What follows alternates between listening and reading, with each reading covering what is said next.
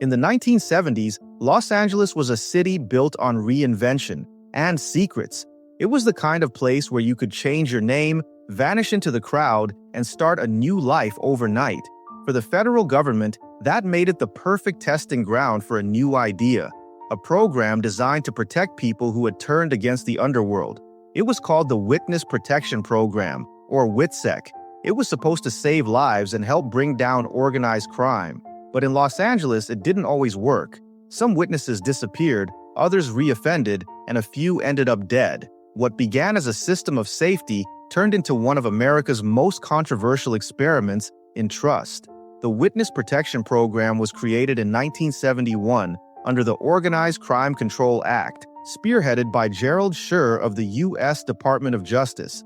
The program was run by the United States Marshal Service, who were tasked with doing something no law enforcement agency had tried before: completely erase a person's identity. They issued new names, new social security numbers, and relocated witnesses and their families across the country.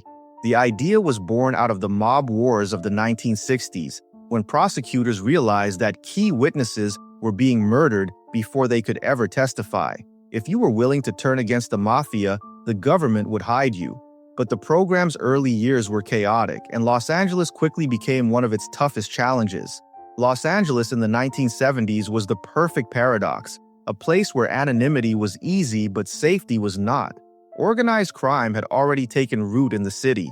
The Chicago outfit and New York families had footholds in local unions and the entertainment industry, and new players were emerging from drug smuggling rings and biker gangs. The marshals hoped witnesses could blend into the sprawl. Instead, some found new ways to get into trouble. One of the first major failures tied to the early witness protection era involved Joseph the Animal Barboza, a feared Boston mob hitman who turned government witness in the late 1960s. After testifying against several high-ranking mobsters, he was relocated to California under a new name. But Barboza struggled to adapt. He continued drinking, got into fights, and was arrested multiple times. By early 1976, his cover had unraveled. On February 11, 1976, outside a San Francisco apartment building, Barboza was ambushed and killed. His murder sent a shockwave through law enforcement. Someone had found him, and it showed just how fragile the program's security could be. Barboza's death wasn't the only problem. Throughout the 1970s, witnesses were being moved into Southern California. Not just mob informants, but drug dealers, gang associates, and even violent offenders who had traded testimony for safety. Los Angeles was attractive because of its size and diversity. People could disappear into its population, but the same sprawl that offered cover also made supervision nearly impossible. Some witnesses simply vanished. Others picked up where they left off. Federal officials admitted that monitoring participants was inconsistent.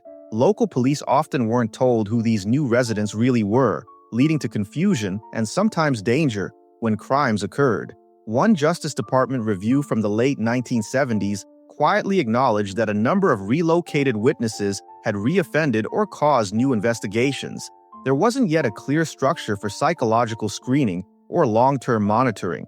A few participants even used their new identities to start fresh criminal enterprises. The problem became clear. The government could change someone's name, but it couldn't change who they were. By the late 1970s, internal audits began warning that the program's early enthusiasm had turned messy. Resources were stretched thin, coordination between federal and local agencies was inconsistent, and information leaks were increasingly common. Los Angeles, with its mix of law enforcement agencies, often struggled to keep track of protected witnesses living within its borders. Another infamous example came slightly later in the early 1980s, when Frank Collada, a Chicago mobster tied to Tony Spilotro, decided to cooperate with authorities. After his 1982 arrest, he entered witness protection. Collada had operated in Las Vegas and Los Angeles during the 1970s and early 80s, involved in burglaries and hits connected to the outfit's West Coast operations. Even after joining WITSEC, he was later caught maintaining ties with old criminal associates, proof that not everyone who entered the program truly wanted to change. The program's reputation took a hit. Critics in Congress argued that witness protection was rewarding criminals with new lives. while victims' families were left behind. Some local police in Los Angeles resented the secrecy. They didn't like having relocated felons living under assumed names in their jurisdictions without warning. The U.S. Marshal Service was aware of the criticism. In the early 1980s, it began tightening its rules. Participants were more carefully vetted, financial support was reduced for those who broke rules, and coordination with local agencies was improved. The changes helped, but the damage from the early years lingered. In Los Angeles, word had already spread that protected witnesses weren't always safe or trustworthy. There were cases where identities were accidentally leaked through public records, others where witnesses revealed their own pasts, bragging to neighbors or returning to old habits. Some even called the press, claiming to be victims of government neglect. By the mid-1980s, the Witness Protection Program had grown more disciplined, but Los Angeles remained a cautionary example. The city's size, transient culture, and deeply connected criminal networks made it one of the hardest places in America to stay hidden. Decades later, when former officials reflected on the early failures, they admitted Los Angeles had exposed the cracks in the system. Too many agencies were involved, too many witnesses were relocated without proper evaluation, and too many criminals saw the program as a ticket out rather than a second chance. Despite the rough start, WITSEC eventually became one of the federal government's most successful law enforcement tools. Since its creation, it has relocated over 19,000 witnesses and family members, and the U.S. Marshal Service maintains that no witness who followed program rules has ever been harmed. But that success came only after painful lessons. Many of them learned the hard way in Los Angeles.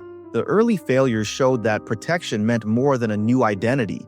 It meant managing human nature, fear, greed, ego, and the urge to go back to what's familiar. Los Angeles in the 1970s was full of people trying to become someone new. The difference was, for witnesses under protection, it wasn't about dreams or stardom. It was about survival. Some made it, others didn't. The Witness Protection Program didn't collapse, but in its early years in Los Angeles, it came dangerously close. It was a city too restless, too vast, and too unpredictable to keep its secrets for long.